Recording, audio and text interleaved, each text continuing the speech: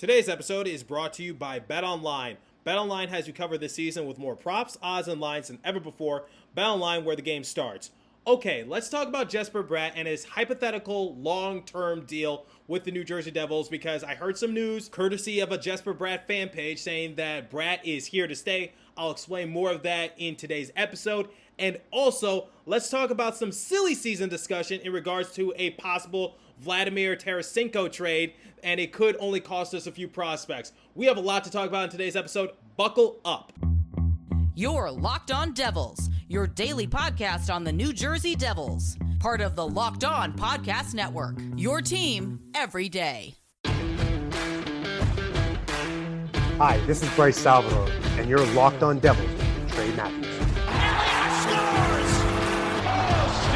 Stepped up, nailed him. Brodor's got the puck. What a shot. The Devils win the Stanley Cup.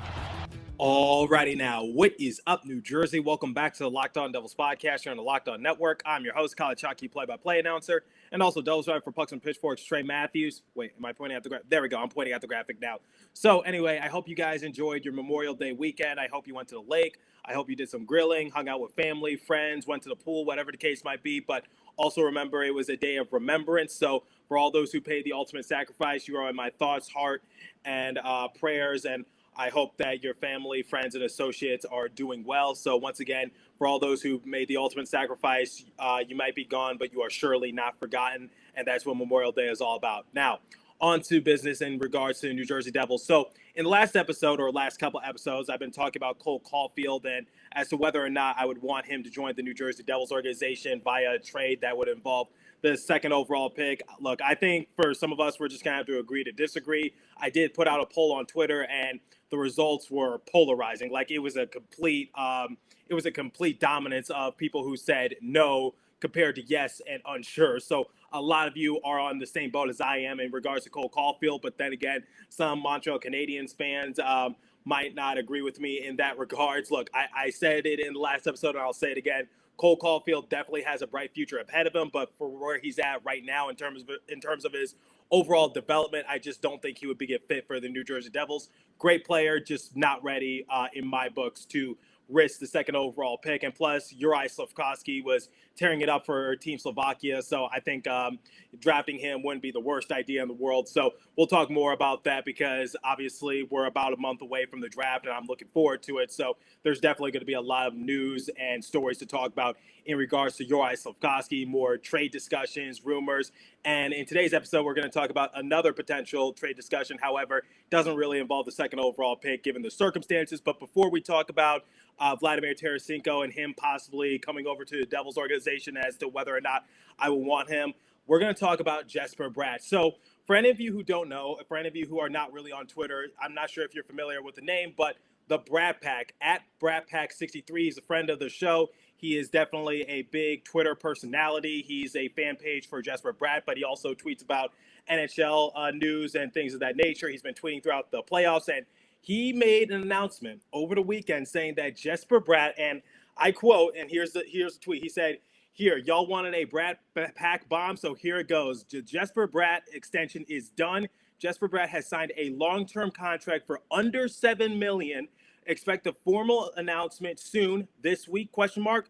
Our boy is here to stay, and that's not the only contract coming." So he says there might be another contract in the works for the New Jersey Devils. He didn't specify who, but he said that Jesper Bratt is here to stay. Now, here's the thing, guys. I'm going to wait until the New Jersey Devils actually make the official announcement before I make a full-fledged episode, because based on the tweet and based on, the Bratt Pack being somewhat like I am, which is more of a Devils personality, I would say that I'm just going to play it safe, and I'm just going to wait until the New Jersey Devils make the official announcement. So based on the circumstances, I would say this is probably a verbal agreement, and that's not out of the realm of possibility because it was Memorial Day weekend, so I'm sure nobody was in the office. But in terms of Jesper Bratt signing for under $7 million, to give you guys some perspective, Jack Hughes is going to be paid annually of $8 million, and then for Nico Hischier, he's going to be paid $7.25 million through 2026 and 2027, and then Jack Hughes 2027 through 2028. So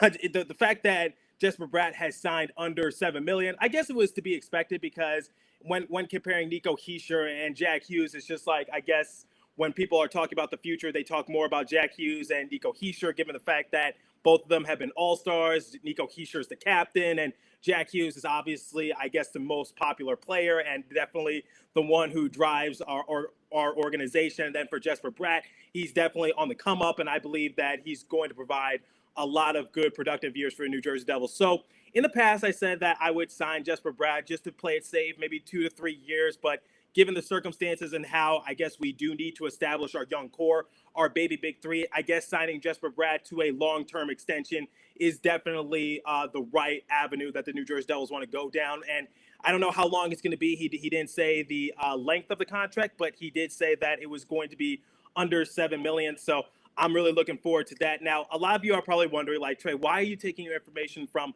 the Bratt Pack, a Jesper Bratt fan page on Twitter? So here's the thing, guys. I can shine some light on that because I'm kind of in the same boat in that regards, which is I'm a Devils personality. I tweet some stuff. So I'll give you an example. Going back to last year, I actually had an insider DM me saying that Dougie Hamilton has agreed to a long-term deal with the New Jersey Devils. This was before the New Jersey Devils made the formal announcement. I posted it to Twitter, and a lot of you ridiculed it for me, and, rightfully so. I get it.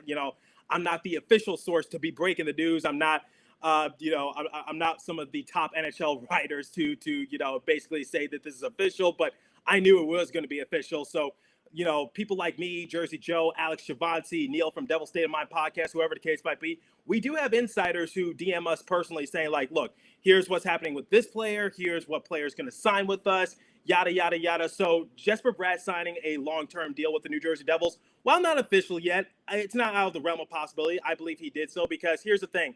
Jesper Bratt recently appeared on Speak of the Devils podcast, and he says, I feel like I did a lot of good things throughout the year, and I feel like I evolved better as a player, and I've been before. And he says that I want to be part of the solution. I want to be here. I know it's a business decision, and that's something I have to accept. We'll see where the future goes. I'm going to do everything I can to make myself a better player and become better every day. That's where my focus will be. Hopefully everything goes smoothly. So here's the thing. I think Jesper Bratt is hinting at the fact that he is with the New Jersey Devils for the long run. He's here to stay. So I think Jesper Bratt, it could be after I publish this episode. It could be in a week, 2 weeks, whatever the case might be. I think Jesper Bratt has, in fact, signed his long-term deal with the New Jersey Devils. Like I said, I'll wait to do a full-fledged episode until I see the official announcement from the New Jersey Devils. But ultimately, guys, I don't want to jinx anything, and I really hope this is just a verbal agreement. But it seems like Jesper Bratt has, in fact, signed a long-term deal with the New Jersey Devils. So that is something to definitely get excited for. So once again, we got our baby big three. This is definitely going to, give us a long term of options, considering the fact that, we got Hischier signed long term. We got Hughes signed long term. We got Dougie Hamilton signed long term. Now we're getting Jesper Bratt signed long term. So our core is starting to come fully together. And I'm glad that Jesper Bratt was able to take a couple steps forward. So ultimately, that's where I wanted to start today's episode off. So before we continue and before we talk about some silly season, it's time for the first and only live read this morning. And it comes from our friends at BetOnline. So our partners at BetOnline continue to be the #1 source for all your sport betting needs and sports info. Find all the latest odds, news, and sports developments, including this year's basketball playoffs, MLB scores, fights, and even next season's NFL futures.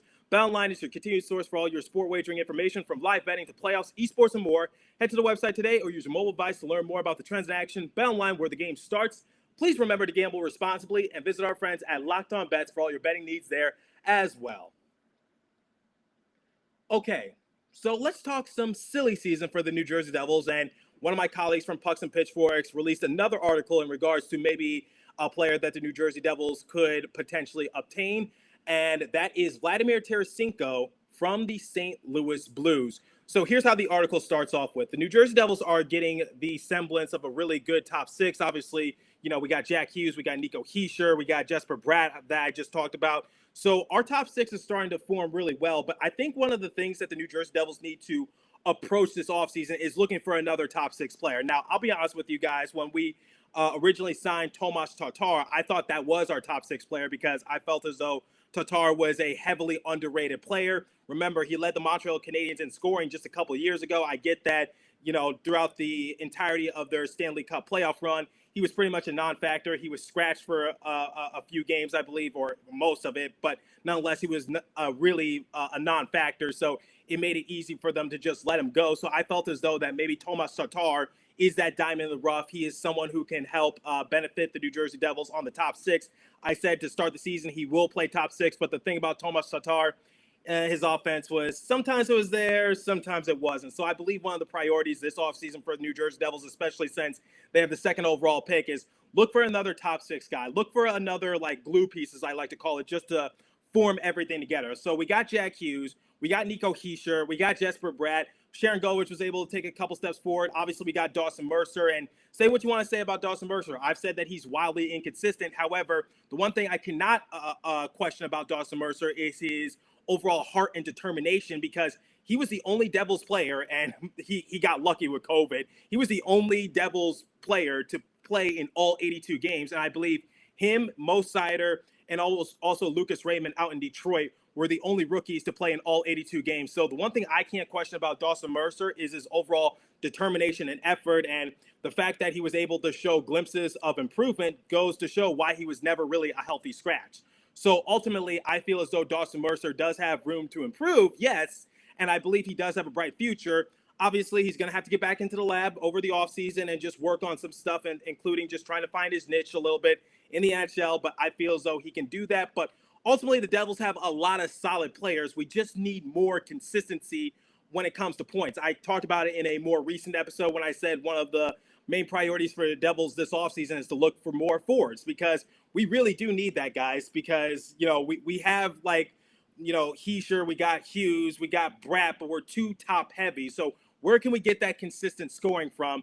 And maybe Vladimir Tarasenko can be that answer for the New Jersey Devils, but ultimately, I haven't given up on people like Sharon Govich. I haven't given up on people like Tatar. I haven't given up on people like Mercer. Jimmy Vesey was able to, you know, have some sort of an impact, and that's what the article talked about. They talked about Tatar. They talked about Zacha. They talked about Johnson, Holtz, Mercer, and even Jimmy Vesey.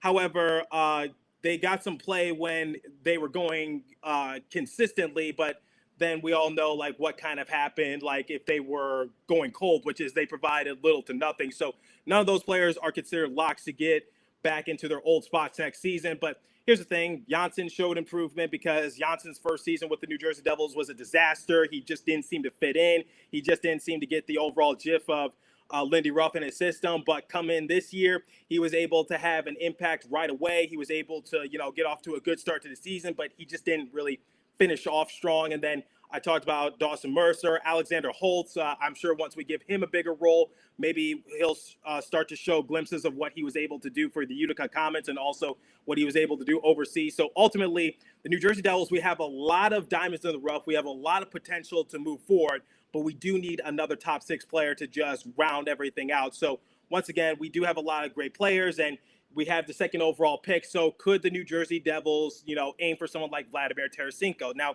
here's what the article on Pucks and Pitchforks stated. They said the Devils were reportedly in on Tarasenko the last offseason, but they couldn't get a deal done with the Blues. In fact, nobody could get a deal done with the Blues. Tarasenko remained with the Blues, and they just had their season end at the hands of Colorado Avalanche in the playoffs. He had more than a point per game this season, including his 630-goal season of his career.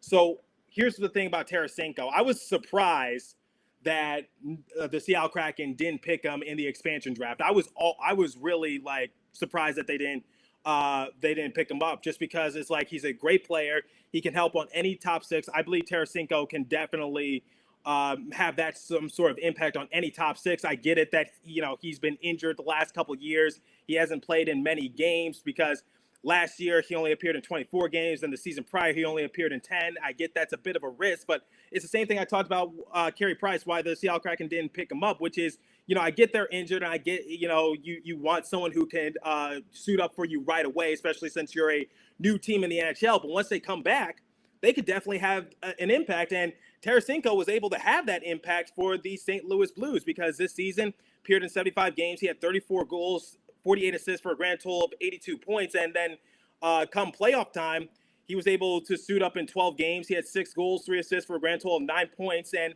so essentially he was still giving them solid production during the playoffs. So would I want Tarasenko on this team for the New Jersey Devils? The answer is yes. But I guess you guys know where I'm going with this because I've talked about it with Kevin Fiala and a few other trade scenarios for New Jersey Devils, which is I don't want to use the second overall pick because it's a little risky. I get it. I sound like a broken record every time I talk about trade scenarios. But the thing is, the New Jersey Devils don't have to ultimately go to the second overall pick for every trade scenario because the Devils do have a lot of pieces that people aren't giving them credit for. And I feel as though the Devils can definitely use that as pawns in order to obtain someone. So continuing with the article, after 2 injury-plagued seasons, Tarasenko proved he was still an elite player in this league. It was an insane year in terms of total offense, but it was really good to see Tarasenko play at that level again. Now, Tarasenko has 1 more year left on his contract before he becomes a free agent. That does 2 things to the value. For one, whatever team trades for him is eligible to give him an extension right away. Also, the Blues will be likely to think hard about what kind of value they accept for Tarasenko. They could ride it out like they did this past season and risk losing him for nothing, or they could trade him to the highest bidder. Now, here's where the Devils come into play because remember last season, and I'm not trying to say this player is on the same level as Tarasenko. I'm just trying to give you guys just some more perspective. Remember when the Colorado Avalanche were kind of in a unique situation come the expansion draft because they had Ryan Graves on their roster. And Ryan Graves is a heavily slept on player. I get that people could say, like, you know, the Colorado Avalanche had a good defensive unit. Obviously, when you have Makar on your team, it's definitely a bonus to have. But Ryan Graves is actually a very good player. Like a couple of years ago, he led the entire NHL in plus minus and also defensive share. So his value is there in terms of just being anywhere from a decent player to a good player. Like, I think if you ask anyone, they'll either say he's a good player or a decent player. I don't think anyone's going to say he's a bad player. So where am I getting at this? Well, remember, come the expansion draft, you can only hold on to a certain amount of players. And here come the Colorado Avalanche. Obviously, they selected their players they wanted to hold on to, but they're going to have to expose Ryan Graves in the expansion draft. But they don't want to lose him for essentially nothing. So what do? They put him, on the open market, and they're just like, look, we want Ryan Graves for something. We don't want to give him up for essentially nothing. So what do you got? The New Jersey Devils, I think we traded, Maltsev and another draft pick that's worthless to us to the Colorado Avalanche, and we got Ryan Graves. And now Ryan Graves is one of our best defensemen because he has that silent but deadly impact. I said it throughout the course of the year. He's sort of like that silent ninja, the one you don't really talk about. And that worked out well for us because Ryan Graves, once again, one of our best defensive players, and we were able to get him for essentially nothing. Now, going back to Tarasenko, it's definitely going to be a whole different animal, but ultimately, the Devils have a lot of prospects to choose from. So I'd say the only 3 prospects that are not up for grabs for any team are 1, Dawson Mercer, 2, Alexander Holtz, and then 3, possibly Luke Hughes, but I'm sure the Devils would be willing to trade Luke Hughes if Jack Hughes wasn't on the roster, because I'm sure Hughes, being one of the best players on the New Jersey Devils, he's telling the Devils organization, you better not trade my brother, otherwise I'm out of here first chance I get. Well, then again, he's locked with us for years to come. But digressing a little bit, the Devils are in a unique situation, which is they have a lot of prospects. Obviously, we got Pavel Zacha to work with. We got a few other roster pieces that could potentially be used in a trade. So if we re-signed Jimmy Vesey, he was originally signed to a 1-year deal. I believe he could help on any special teams that he is assigned to. And then, we got someone like Andreas Janssen. I believe Andreas Janssen is entering the final year of his contract. And I said the New Jersey Devils should give him like half a year to possibly redeem himself. And he was able to do so out of trade talk discussions. And, ultimately I'm just like, okay, so the Devils do have a couple diamonds in the rough and they do have prospects to choose from. Is that enough to get someone like Tarasenko? Because the one risk about Tarasenko is that there's no guarantee that he's going to sign long-term with the Devils. So I just told you guys that he can sign with any team right away, like as soon as he's traded. Or the St. Louis Blues could run the risk of just letting this ride out and they lose him for nothing. So they're in a unique situation, and this is an opportunity, like I've been talking about the last couple of weeks, for the Devils to basically take advantage of some of these teams who are in not so ideal situations and just try to get these players for less. So I talked about Kevin Fiala. I know one of my colleagues from Locked On is saying that he doesn't want, to trade Kevin Fiala away, and he certainly doesn't want to trade him away if the second overall pick isn't involved. But I'm just saying, this isn't how the real world works, which is, sometimes you have no choice but to because of your cap crunch. Talked about this with the Toronto Maple Leafs. So ultimately, the Devils, we have a lot of good prospects, and I'm sure it wouldn't hurt to give up like a prospect here and there. We could give up like Fabian Zetterlund. I get that some of you are big on him. He does add size to our forwards, but ultimately, this is a business decision. Would you rather have Tarasenko or someone like Zetterlund? I would take Tarasenko all day, every day, and twice on Sundays, quite honestly. So that's my overall assessment when it comes to just, looking at possible options that the New Jersey Devils could trade away.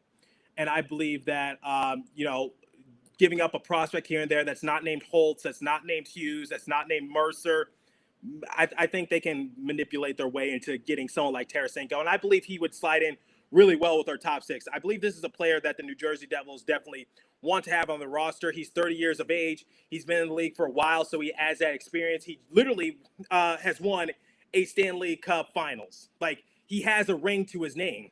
So this could definitely help in the locker room, because one of the things I've been talking about the last few weeks is that the New Jersey Devils, they need experience. They need someone in the locker room, just basically someone who's been there before. I've been talking about it in regards to goalies, but it applies to defensemen, it applies to forwards, and it's one of the reasons why I wanted PK Subban back on the roster, because he has that experience. Yes, he doesn't have a ring, but at the same time, he's gone to the Stanley Cup Finals. He's been in the league for a while. He's a Norris Trophy winner. I believe Vladimir Tarasenko could definitely be that type of person for the New Jersey Devils. Now, I get it. He's dealt with injuries, and that is a risk.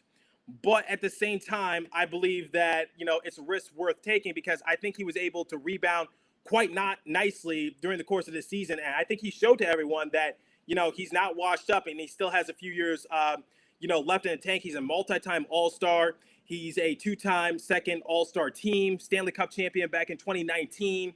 And, similar to PK Subban, he was EA Sports NHL cover athlete back a few years ago. So ultimately, Tarasenko provides the veteran leadership. He's a captain with the Blues organization. And ultimately, he does have the numbers to back it up. And I feel as though that could definitely work in the favor of the New Jersey Devils, slide him into the first line, because one of the things that the Devils need is that they need to spread out their offensive production, because, we got Bratt and we got Hischier on the same line. Then we got Hughes, Sharangovich, and most likely Mercer on the first line. But at the same time, I'm sure that Hughes wants to work with like another all-star. I'm sure he doesn't mind, making Sharangovich and Mercer better, but it would do so much wonders for Jack Hughes if he had someone else, just to pair alongside him. And, just getting another winger on the team like Tarasenko, that could definitely benefit the New Jersey Devils. It could give us more options. It could help out Hischier if need be. So ultimately, that's what the Devils need to look at, which is look at a team like the St. Louis Blues, a team that, they could run the risk and let Tarasenko play for another year and then lose him for essentially nothing. Or maybe we can offer a prospect here and there and try to, make it better. It's a little difficult, but I think it can be arranged by Tom Fitzgerald. I believe wholeheartedly in Tom Fitzgerald that he can do it. So let me know what you guys think. Would you want Vladimir Tarasenko on the roster? Do you think he can benefit the New Jersey Devils in the future? I'm definitely going to talk more about it in a future episode, but basically wanted to break the surface and say that someone like Vladimir Tarasenko, someone of his essence, can go a long way for a New Jersey Devils organization, and I would love to have him on the roster. I don't know what it'll take to get him, but I think the New Jersey Devils would be in a pretty decent position to try and obtain him. So read that article from Pucks and Pitchforks, gave you guys my opinion, talked about Jesper Bratt and his supposedly contract extension. Wait until official word once again. So let me know what you guys think about everything that I just reported to you the day after Memorial Day, or I'm recording this the day after Memorial Day. It'll be June 1st when this goes live. But, that's as for today's episode. That's all the time I have for you. So continue to stay safe. Have a wonderful day, New Jersey. Go Devils. I'll catch you guys in the next episode. Thanks for listening. Once again, make sure to subscribe to Locked On Devils on YouTube if you enjoyed today's episode.